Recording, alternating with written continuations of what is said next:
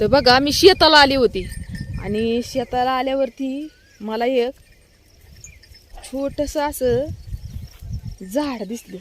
बरं हे झाड एवढं औषधी आहे ना. हे बघा पहिलं तुम्हाला मी ते झाड दाखवते. जे शेतकरी असतील ना त्यांना काही सांगायची गरज नाही हे कशाचं झाड आहे ती. हे बघा हे जी बारीक झाड दिसतंय ना तर आमच्या इकडं ह्याला लांडगा असं म्हणतात. हे बघा तर हे लांडग्याचं झाड आहे. लांडगा का म्हणतात तर ह्याला आहे ना एवंडली अशी बियासारखं एक बी म्हणलं तरी चालेल असं आहे. तर त्याला काटा असतात सगळं बारीक बारीक बारीक बारीक लय सुईगत का बारीक बारीक बारीक असं काटा असतात म्हणून ह्याला असं लांडग्याचं झाड म्हणलं जातं. आमच्या इकडं लांडग्याचं म्हणतात त्याला झाड. आता तुमच्या तिकडं कशाचं म्हणतात हे मला पण नाही माहिती, मी पण नाही सांगू शकणार. जर तुम्ही हे झाड ओळखलेलं असेल तर तुमच्या तिकडे ह्या झाडाला काय म्हणतात नक्की सांगा. आता ह्याचं काय औषध होतं ते मी तुम्हाला सांगते. हे बघा ह्याचं जे ना असा कवळा जी पाला आहे का नाही कवळा पाला ह्यो हातावरती गोळसायचा.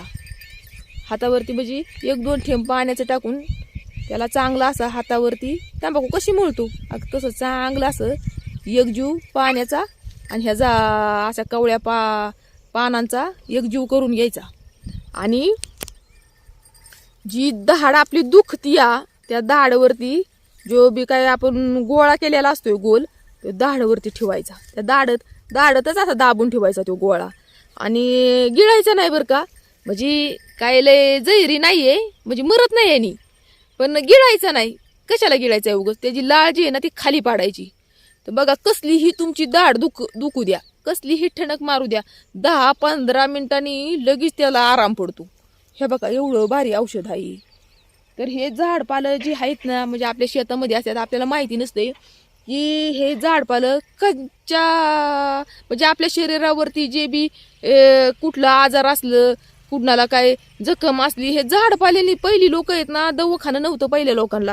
आता आमची आजी हे सांगतात ना, आजीची आई होती आमची म्हातारी आई ती सांगायची ना तर पहिलं दवाखान्यात नाही तर आम्ही जे बी काय रानावाना झाडं जुडं येतात ना त्याच्यानेच आमचं निम्म दुःख कमी व्हायचं. म्हणजे ताप आला ना तर एक आमच्या घराच्या शेजारीच बघा झाड आहे, मोठं झाड आहे करंजाचं. तर त्या करंजाचा पाला असा हातरायचा आणि त्याच्यावरती मोठ्या माणसाला ताप येऊ द्या किंवा लहान मुलांना ताप येऊ द्या त्याच्यावरती झोपवायचं. अख्ख्या अंगावरती तो पाला खाली पण हातरायचा पाला ना अंगावरती पण पाला टाकायचा आणि ते माणूस ताप उतरसपर्यंत पण ताप त्याचा उतरायचा. मग ही अशी औषधी झाडपालं जे असतात ते आपल्याला माहिती नसते बरं का. पहिलं काही दवाखानं नव्हतं म्हणजे आमच्या आजीची आई पण सांगायची एवढं सहसा आम्ही दवाखान्यात नव्हतं पण दवाखानं आणि आपल्याला सहसा माहिती नाहीत बरं का. ही झाडं जी आहेत आपली रानावनातनी असतात तर ह्याचा उपयोग ह्या आयुर्वेदिक आणि लय ह्यानी येतोय बरं का. लय भारी आहे, लय औषधी हे असतं या लय औषधी येते झाडं पालं. आता मला फोन आला त्यामुळे मी थोडीशी डिस्टर्ब झाली. तर हे बघा आता मी काय करणार आहे. अजून एक तुम्हाला एक गोष्ट सांगायची होती. तर हे झालं लांडग्याचं. तुम्हाला कशाचं तुमच्या तिकडे कशाचं म्हणतात ते मला कमेंटद्वारे सांगा. हे बघा हे झाडी हे बघा हे बारीक. तर बघा मला फोन आला म्हणून माझा कट झाला व्हिडिओ. तर बघा हे जी झाड आहे हे छोटं दिसतं या हे कमरे एवढं होतं या छोटं नाही हे कमरे एवढं होते. नंतर याला अशी बोंड येतात आणि बोंडांना पूर्ण बोंडांना असं हे येतं या बारीक बारीक काट येतात पूर्ण बोंडांना. त्याला आपण हात जरी लावलं तरी ते काट टोचतात.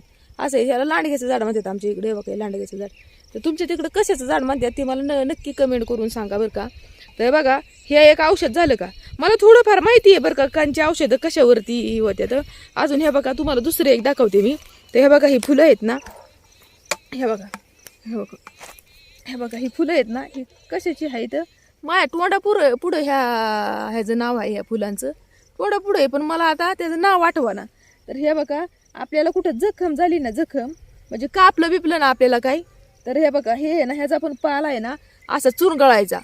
तंबाखू मळल्यागतच ह्याचा पाला असा चुरगळायचा आणि ह्याला आहे ना लय ह्याला काय पाणी टाकायची गरज नाही. त्याला पण नसती पाणी टाकायची गरज पण आपले 2 थेंब टाकायचं. त्या लांडग्याच्या पानांना पण नसती पाणी टाकायची काय गरज. तर हे बघा हे चुरगळायचा पाला आणि ना आपल्या जखम जिथं झाली ना कापलं बिपलं असलं आपल्याला तर मग ही जखमवरती लावायचं लगेच तुमचं रक्त थांबतं आणि ना जखम पण लगेच भरून येते. तर ह्याला काय म्हणतात ते मला लक्षात आहे ना माझ्या तोंडा पुढे यायचं ह्या फुलांचं नाव पण आता लक्षामध्ये आहे ना. तर चला आता बांधावरती लय आलेला आहे बरं का. तर हे बघा इकडं अश्विनी पुरी विरी आलेले आहेत.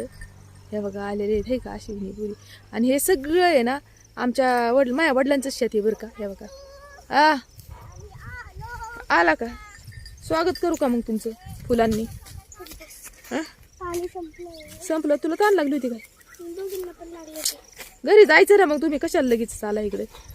तर हे बघा सगळं आहे ना माझ्या वडिलांची शेती आहे बरं का. हे बघा लय शेती आहे माझ्या वडिलांना. लय म्हणजे लय शेती आहे. आणि शेती सगळी रोड टचला येते.